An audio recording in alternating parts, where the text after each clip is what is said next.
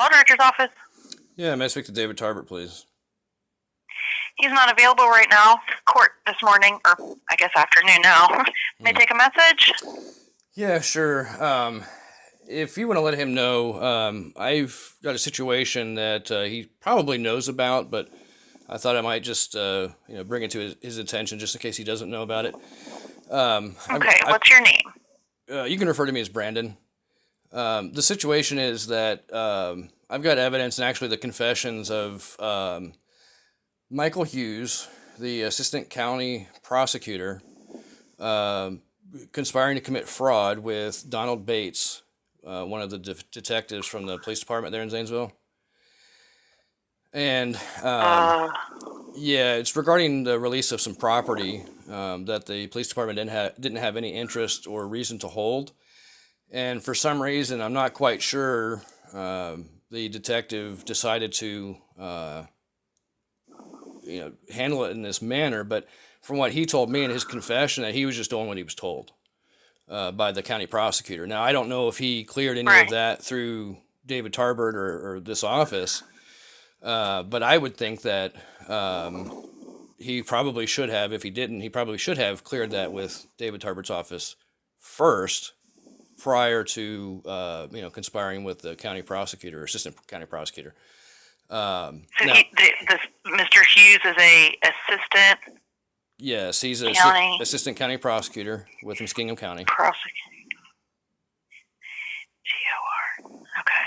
And this was not directly in relation, but the property was unlawfully taken from me back through a color of law action that the public servants of Zanesville perpetrated against me because I was complaining about noise, that they had a duty and obligation to address. And even, I guess for conversation's sake, David Tarbert admitted in his testimony under oath on the stand that he didn't realize that it was the municipality's responsibility to address noise issues. But so this was a kind of a secondary, if you will, situation that wasn't really directly affiliated with the court case or any of the court cases. It was just property that was stolen from me by the public servants or the policy enforcers, I guess, when they abducted me from my property.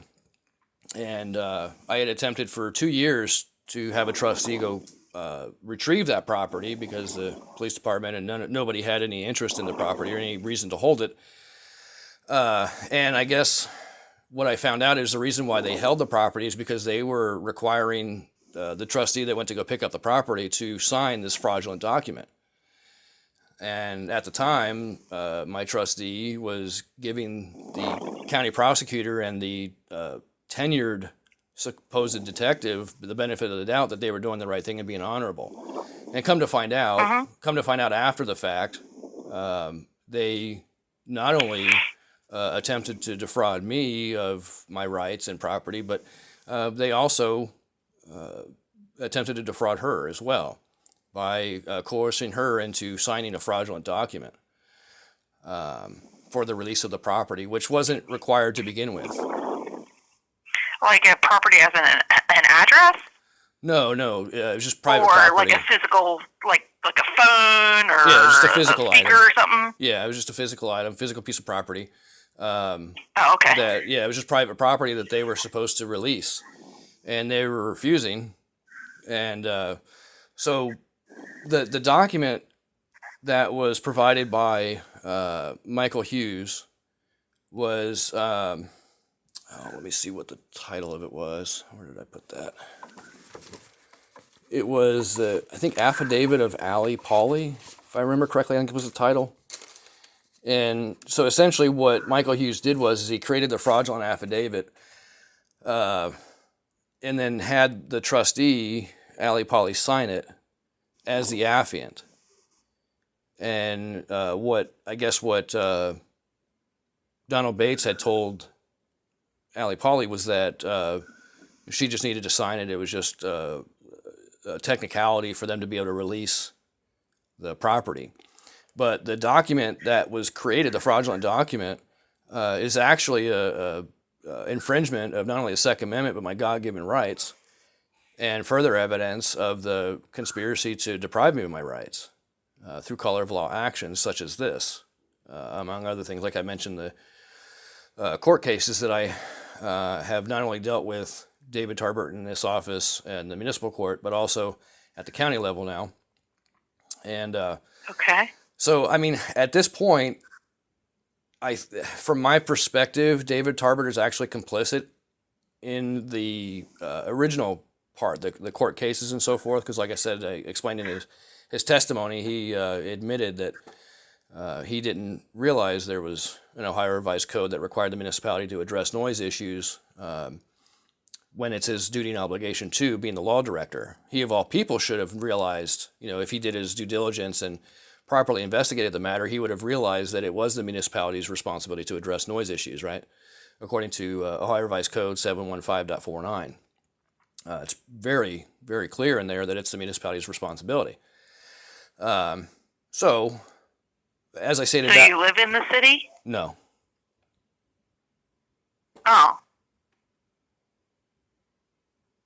I thought you had to live in the city for the city ordinances. Well, see, that's a difference. No, you're it's fine. Okay, I'm the victim advocate and witness coordinator. I don't have a law degree. Oh, I'm just, trying to take really good notes. I'm sorry. No, you're perfectly fine. I appreciate the questions, and I appreciate the conversation. Most people won't have this conversation with me, unfortunately, because I think they're afraid of accountability. But I'm sorry, what was your question again? I just thought when you said, so I said, did you live in the city? Oh, that's right. And that's why I thought only the city takes care of the cities. You had to live in the city in order for it to be a city issue. No, not necessarily. Like this noise ordinance thing. Yeah, not necessarily. Well, see, here's the thing. According to Supreme Court rulings, the police department doesn't have a duty or an obligation to protect individuals, just the general public. And so when I was filing the grievances about the noise, it wasn't only bothering me, it was bothering other people in the community as well. Around the community as well. But then they, for some reason, wouldn't complain about the noise issues. I don't know. I don't really want to get into all that. It's not like really the that neighbors. Big. Yeah, neighbors, people in the area, people that I would have conversations with about the noise being a problem, and encouraging them to file complaints themselves, so that way we can get this addressed for the community, basically. But they were refusing to, and so I ended up taking this on myself. And in the process of doing so, had most, if not all, of these public servants violate their oaths of office, violate the Constitution, violate my rights, as well as commit many other crimes. And it really is it's very sad. And it's a shame that because of the home rule status, or whatever you want to call it, for the state, there is no accountability for these public servants when they commit their own crimes. In fact, it seems like most of these public servants are given qualified immunity to do whatever they want. It's like a license to commit any crime they want. Because as I've experienced here, throughout this abusive process and malicious prosecution in the Zanesville Municipal Court, and at the time, I didn't realize all of the opportunities that I had for a proper resolution, if you will. As far as, like, for example, filing a suit in federal court at the time when the municipal cases were dismissed, especially when multiple cases were dismissed without any verdicts or anything like that. The case was essentially just dropped. At that point, I didn't realize it, but I could have filed a suit in federal court for abusive process and malicious prosecution.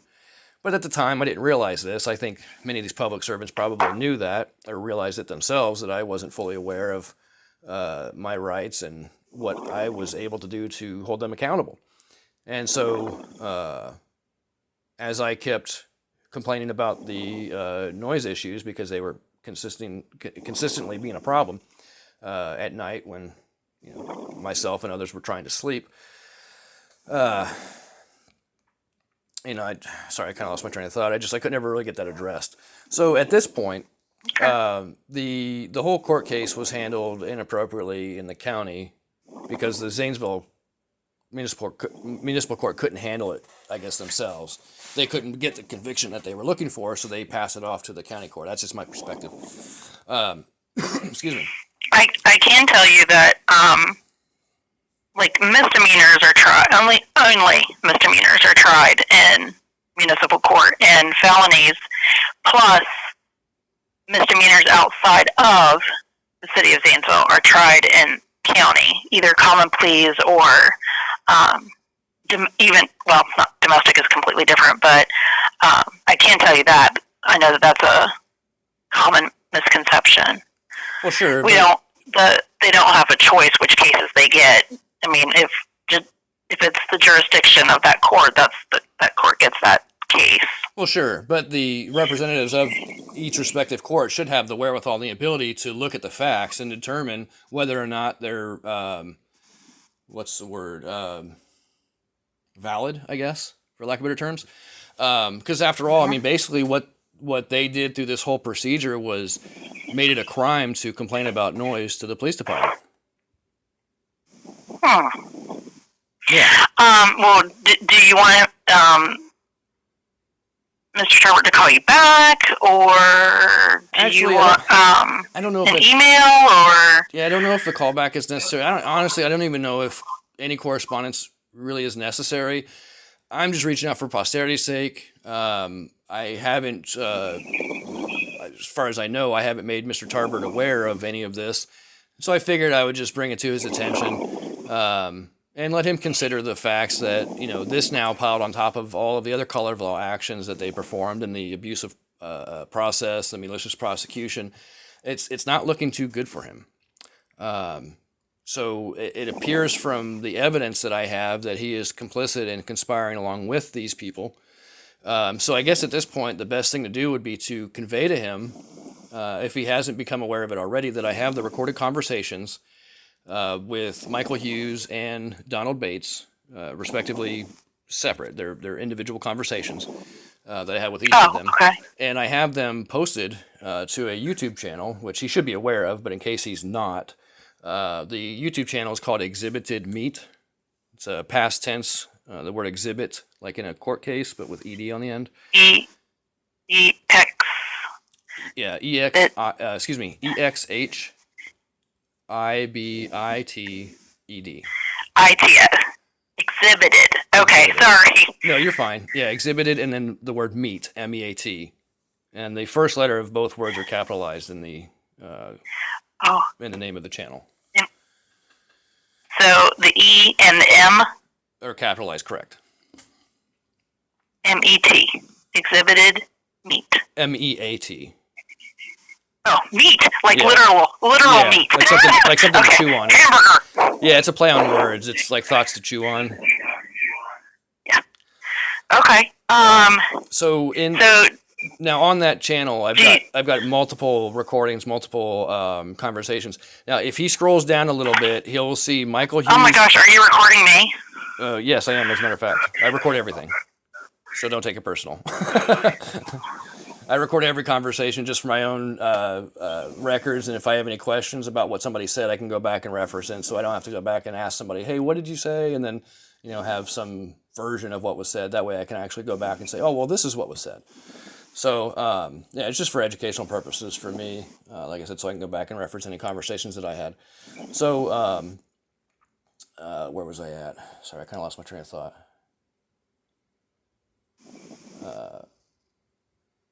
Yeah, I apologize. I forgot where we were at. So at this point, do you have You told me about the YouTube channel. That's right. I apologize. Yeah, when you asked me that question, it just kind of threw me off a little bit.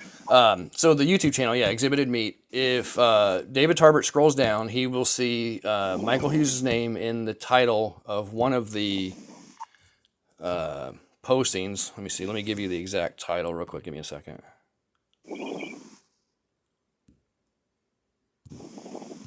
Get to the library.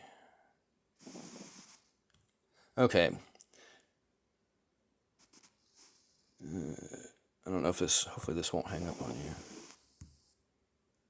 Okay, so The conversation with Michael Hughes is titled, "If I Did What Michael Hughes Does, I Would Be in Prison." I.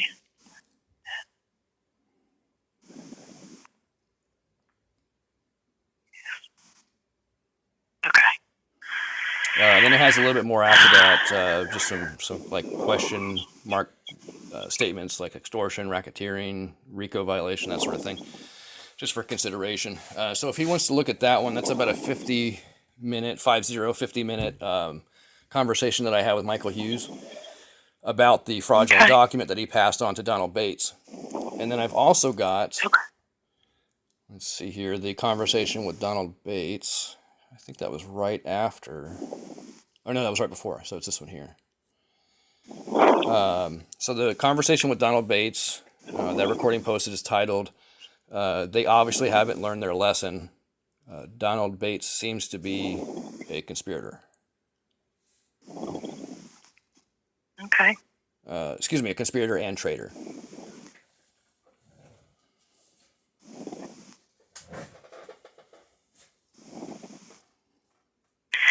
So, do you want Attorney Tarbert to you said don't get back in touch with you, or I mean, that's not necessary. I just want to make sure that he's aware of these an conversations. email or. Well, I mean, he has. I think he has contact information for me. If he has any reason to reach out to me for anything, then he's more than welcome to. But quite frankly, at this point, I just want to provide the information for him to consider. And I think it would be better if this would be handled in a court of law. Quite frankly, between you and I'm looking at filing an action in federal court under Title 42, 1983 for deprivation of rights. And so far, I'm not 100% sure, but it seems like David Tarbert may be a part of that suit because of his testimony under oath during the court case in the Court of Common Pleas, which he effectively, I don't know if perjure is the right term for that. I think it is, but I'd have to double check the definition of perjure to see if he actually committed perjury on the stand under oath because of the fact that he had a duty and obligation to know that it was a municipality's responsibility, but then testified that he didn't know about the Ohio Revised Code 715.49. So I'm still going back and forth on how to deal with him on that particular situation. So I think it'd be best if we don't have a whole lot of communication. But like I said, I wanted to make sure and convey this information and these recordings to him for his consideration because this is further evidence of the conspiracy between the county and the city to deprive rights. And like I said, I now have that evidence not only by the document itself, but by the confessions of the two perpetrators in the matter, Donald Bates and Michael Hughes. So if he would like to consider those, I mean, at this point, I don't know if I would think that based on the home rule status of the state that David Tarbert, if he felt inclined to, he could actually file formal charges against Donald Bates for committing fraud. But, you know, I'm not going to tell him how to do his job necessarily, and I don't know what his duties and obligations are 100%. So I will leave it up to his discretion. But, you know, I will say that if he doesn't do anything about it, that quite possibly be another sign of conspiracy and complicitness to allow his, for lack of better terms, cohorts to commit crimes against we the people. So I just certainly hope that, you know, the people of Zanesville, people of Muskingum County, do a better job at holding the public servants accountable, because at this rate, it seems like the public servants are destroying the city and the county, and effectively, by proxy, destroying the state. Because after all, Michael Hughes did represent the state of Ohio in all capital letters in the court case, so therefore he also implicated the state of Ohio along with the city of Zanesville. So it just really is. Excuse me. But would I know that you told me to refer to you as Mr. Brandon. Just but Brandon. Do you think David will know or Brandon? Do you think David would know who who I'm talking about when I give him this message? He should. I mean, I've only been here a couple years, so I'm not familiar with this. No, I got it. That's why I just wasn't sure, Yeah. and I don't want, I don't want him like, oh, should I be getting a hold of somebody else? But Well, you think he will understand what this is? he should. If he doesn't, you can tell him to reference. Let's see, it was the case number 2021-0340. 2021. Yes, hyphen 0340. That was the case that he was a part of in the Court of Common Pleas. Common Pleas. Okay, that way, because I mean, I also want to do my job the best way I can, and if he's like, excuse me, who exactly are we speaking about? And I'm like, I don't know, and I don't want to. I want to do the best I can. So. No, absolutely. I appreciate that. All right. Well, hi. Sorry. Somebody just walked in the office. I will pass this information along. Okay. Well, I'll tell you what. I don't know what else to say. I'm really sorry. You're Sounds fine. like there's been a lot going on. It has, and I'm trying not to talk over you. I apologize. I don't want to keep you too long on the phone. You said somebody just walked into the office there. What I will say is if you want to pass this information along to David Tarbert, and then if you want to look at the information, if you have any questions for me or want to verify or clarify anything in particular, you are more than welcome to reach out to me anytime. Well, thank you, sir. And I gave you the phone number. I just want to make sure it gets taken care of. I don't have a phone number. I'm sorry. Okay. No, I wasn't sure if I gave it to you or not. So a phone number I can be reached at is 740 868 7028. Okay, Mr. Brandon, I appreciate your time. I hope that they get something worked out for you. It's just Brandon. Please don't call me Mr. Oh. That's my father. I guess that's the Southern in me. Yeah, no, you're fine. Yeah, I know it's out of respect. I hope you have a better day. Oh, no, my day's going great. I honestly, at this point, I just hope that the public servants of Zanesville, Muskingum County, and Ohio do a better job at holding themselves accountable and keeping a standard of performance that's conducive to the well-being of the public, right? That's my main goal and intention in all of this, not to just get people in trouble or, harass people or anything like that they might think, because it's easy to jump to those conclusions when you have a responsibility. So, that's my main goal on this, is just making sure that we bring the standards of the public servants up so that way they're performing their duties and obligations that are in a way benefiting the public, not causing harm or potential pain or suffering, if you will. I'll grab that in just 1 second. All right. Well, I'll let you go. Thank you for your time. Thank you for your time. Again, if you have any questions, feel free to reach out, but only you. And I'm sorry, what was your name again? My name's Brooke. Brooke, thank you very much for your time, Brooke. I hope you have a great day. Keep your head You're up. welcome. And do not let yourself be deceived. Thank you. All right. Have a good day, sir. You too. Bye. Bye.